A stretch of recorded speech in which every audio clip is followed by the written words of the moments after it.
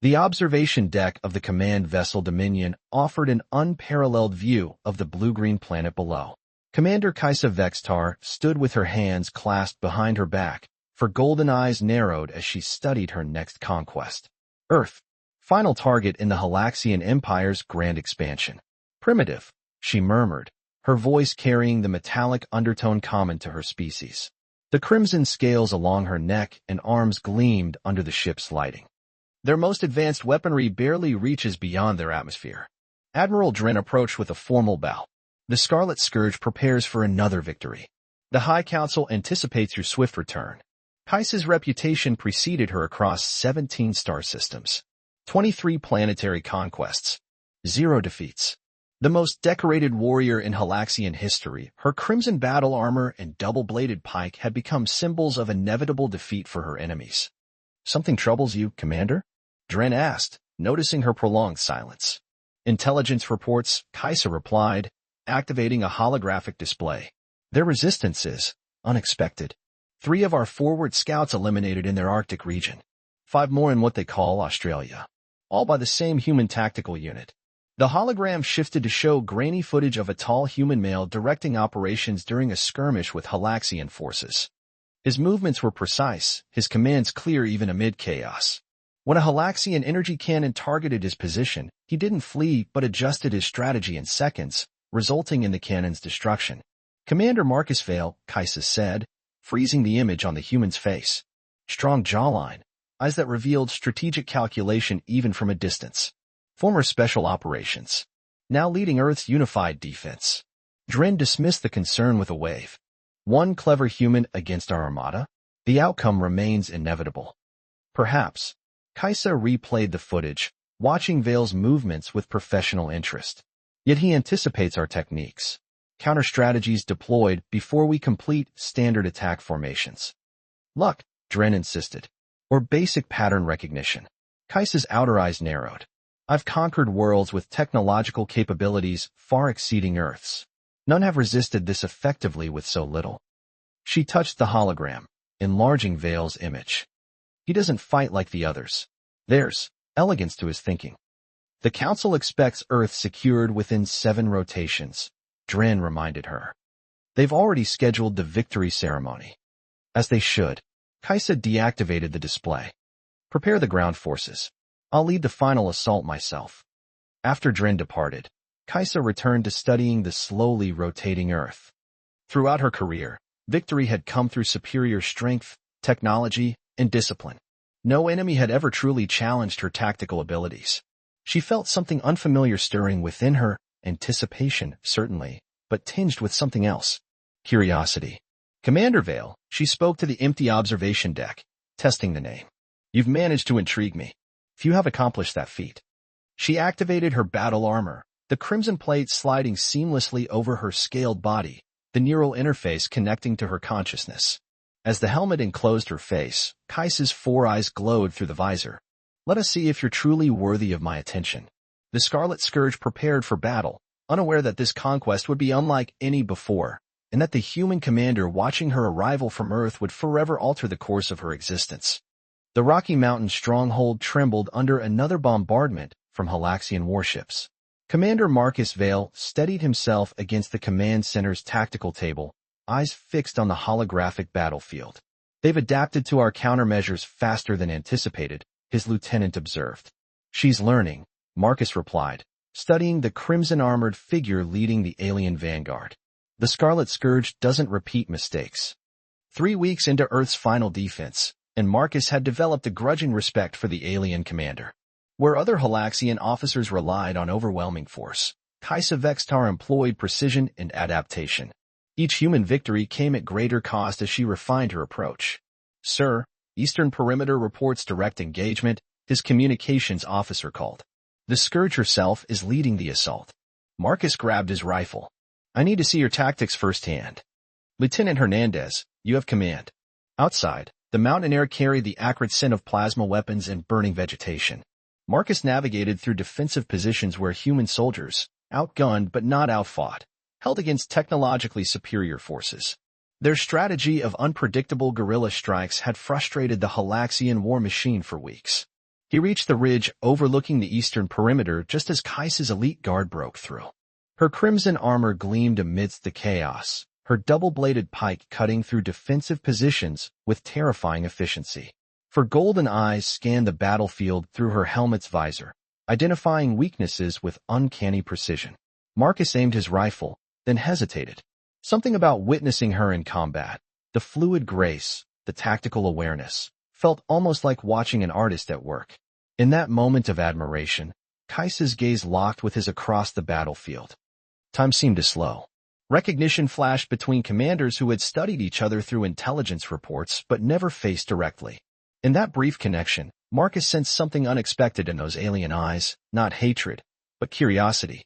The moment shattered as mortar fire erupted between them. Marcus rolled to cover, shouting into his comm unit, "Fall back to secondary positions. Pattern Delta." Through the smoke, he glimpsed Kaisa gesturing to her forces, instantly countering his maneuver. He smiled grimly. She was every bit the tactical genius he'd expected. Back at the command center, casualty reports streamed in. Despite their valiant defense, humanity was losing ground hourly. "We've lost the eastern ridge," Hernandez reported. "The Scourge is advancing toward the central compound." Marcus studied the tactical display. "She's expecting us to fortify the main entrance." He traced an alternative route. "So we won't. Evacuate non-combat personnel through the western tunnels. Prepare defensive positions here and here, but make them look stronger than they are." "A trap, sir?" "More like an invitation." Marcus's expression hardened. "She wants this stronghold. I want her to commit fully to getting it." As night fell, Marcus received an unexpected transmission, directed specifically to his personal channel. Kaisa's helmet retracted, revealing her scaled features. "Commander Vale," she spoke, her voice carrying that distinctive Halaxian resonance. "Your resistance has been noteworthy." "High praise from the Scarlet Scourge," Marcus replied, studying her alien features, the crimson scales, her golden eyes, the proud set of her jaw. "You've cost me valuable soldiers and time," she continued. "Yet you must recognize the inevitability of your defeat. If it's inevitable, why contact me directly?" Something like amusement flickered across her features. "Curiosity. I've conquered 17 species across 23 worlds. None have employed your particular creativity. Perhaps that's why they fell. Perhaps." Her eyes narrowed. "Tomorrow I will breach your final defenses. The Halaxian Empire does not typically negotiate, but your tactical mind could serve a purpose in our regime." Marcus leaned forward. "Are you offering me a job, Commander Vextar?" "I'm offering an alternative to extinction. Generous. But I don't serve conquerors, regardless of which planet they're from." Her expression remained unreadable. "Then tomorrow will be your final battle, Commander Vale." As the transmission ended, Marcus exhaled slowly. In that conversation, he'd confirmed what he'd suspected from studying her campaigns. Beneath the fearsome reputation was a mind that valued intelligence and skill, potentially even honor. Tomorrow would test that theory. And if he was wrong, Earth would fall like all the worlds before it. Dawn broke over the battlefield with an eerie silence. Kaisa surveyed the human stronghold from her forward command post, perplexed by the night's developments.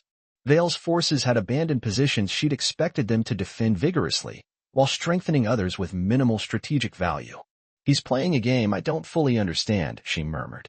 "The human employs desperation tactics," Admiral Dren insisted. "Their defeat is hours away." Kaisa's outer eyes narrowed. "Desperation doesn't explain these movements. There's purpose here." Before she could elaborate, explosions rocked their forward positions. Not from the stronghold's main defenses, but from underground tunnels they dismissed as escape routes. Vale's forces emerged from hidden positions, catching her flank in a devastating crossfire. "Clever," she whispered, a rare smile forming. "He wanted us committed to this approach." The day devolved into brutal combat. For every tactical adjustment Kaisa made, Vale seemed to anticipate encounter. By midday, the Halaxian advance had stalled completely, with casualties mounting on both sides. Admiral Dren approached her position, his armor scarred from combat. "The High Council demands explanation for this delay." "Tell them resistance has exceeded projections," Kaisa replied, her attention fixed on battlefield displays. "Unacceptable. They question your commitment to victory." Kaisa's head snapped toward him, all four eyes blazing. "Question my 2 decades of perfect service? My countless victories? Then end this," Dren challenged. Orbital bombardment would eliminate this resistance in moments and destroy the resource value of this continent. Kaisa's voice hardened. No, there's another way. She activated her communication array. Connect me to Commander Vale. Minutes later, Marcus's face appeared on the display. Your tactics today were impressive, Kaisa acknowledged. Yet insufficient, Marcus replied, fatigue evident in his features. We've lost too many. Your next assault will likely succeed.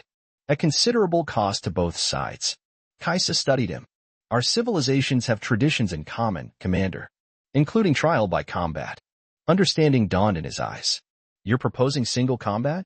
Commander against commander? To determine Earth's fate, she confirmed. Victory for me means your surrender. Victory for you means Halaxian withdrawal. Marcus finished. Admiral Dren's protest was immediate. Commander, this violates protocol. I invoke Commander's privilege. Kaisa silenced him, never breaking eye contact with Marcus. Well, Commander Vale, do you accept? Marcus's expression remained carefully neutral. Terms and location? Neutral ground. Hand-to-hand combat, with traditional weapons. No interference from either side. Agreed. As sunset painted the sky crimson, two figures approached each other in the valley between their forces. Kaisa had reduced her armor to minimal protection, matching Marcus's lighter gear. Her double-bladed pike gleamed against his combat staff. They circled each other in the uneasy silence, thousands of eyes from both armies watching. I've studied your combat footage, Marcus said quietly. As I've studied yours. Kaisa tilted her head, though recordings failed to capture presence. Then they clashed. The duel unfolded with brutal intensity.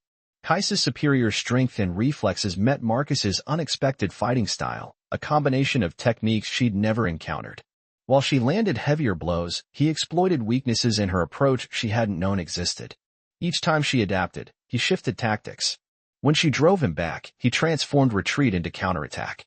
For the first time in her career, Kaisa faced an opponent who seemed to read her intentions before she executed them. Blood, crimson from her, red from him, stained the ground. An hour passed, then two. Both commanders pushed beyond exhaustion. The decisive moment came when Marcus feinted toward her dominant side, then changed direction mid-strike. Kaisa's pike spun from her grasp as she crashed to the ground. Marcus's staff pressed against her throat. Victory was his. Kaisa stared up, expecting the killing blow. Across countless battlefields, she had granted defeated commanders an honorable death. She would face hers with dignity. Instead, Marcus withdrew his weapon and extended his hand. The battle is over, he announced, loud enough for both armies to hear. But there's no honor in taking your life. Confusion paralyzed her. Finish it, she hissed. That is our way. Not mine. His hand remained outstretched. Perhaps it's time for new ways. Before the stunned eyes of both human and Halaxian forces, Kaisa Vextar, the undefeated Scarlet Scourge, took the hand of her conqueror and rose not as a casualty of war, but as its survivor. And somewhere in that unprecedented moment, something fundamental shifted in her understanding of strength. The human medical facility was primitive by Halaxian standards, but Kaisa found herself impressed by the ingenuity with which they adapted their limited technology to treat her alien physiology.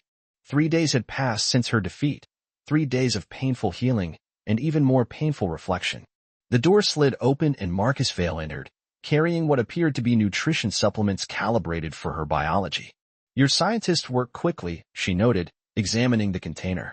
Necessity breeds innovation, he replied, setting it beside her bed. How are the injuries? Healing. She studied him openly. You've acquired information about Halaxian biology, military intelligence. We've been preparing for potential first contact for decades, though we expected something less combative. A silence fell between them, heavy with unasked questions. Finally, Kaisa spoke. Why did you spare me? Marcus considered his answer carefully. Killing you wouldn't have ended the conflict. It would have made you a martyr and escalated the war. A strategic decision, then. Partially, he admitted, but also a moral one. Your skill deserves respect, not execution. Respect for an enemy who came to conquer your world. Kaisa's outer eyes narrowed in confusion. This concept doesn't exist in Halaxian doctrine. Perhaps that's the difference between conquest and defense. Marcus pulled a chair closer. We fight because we must, not because we desire expansion. Their conversation was interrupted by a lieutenant entering with urgent news. Sir, Halaxian command ship is broadcasting. They're demanding communication with Commander Vextar to verify her status. Marcus looked to Kaisa. Your empire grows impatient. Admiral Drin will have reported my defeat, she said. The High Council will dispatch a replacement commander, one who won't hesitate to order planetary bombardment regardless of resource damage. Unless, Kaisa sat straighter despite her injuries. Unless I convince them the situation is under control, that I'm implementing a new strategy requiring patience. You would lie to your own leadership? Marcus asked, studying her. I would, by time. Their eyes met. For both our species. The days that followed established an unlikely pattern. Each morning, Kaisa transmitted status reports to the Halaxian fleet, fabricating elaborate strategic justifications for the delay. Each afternoon, she and Marcus engaged in lengthy discussions about their respective civilizations, military philosophies, and personal histories.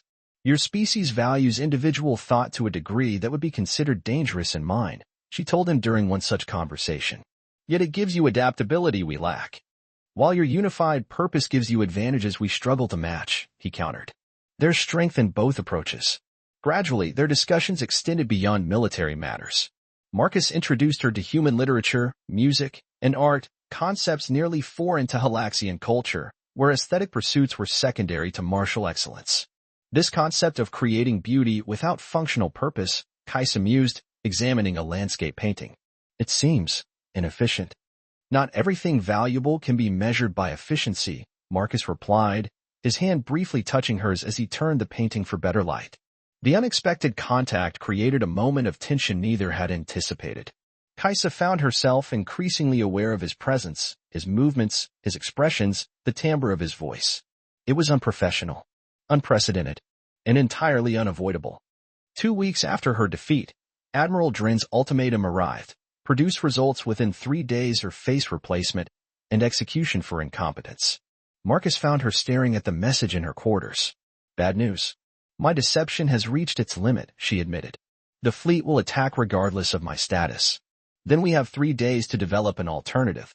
He sat beside her, close enough that she could sense his body heat. Together. Kaisa's voice held disbelief.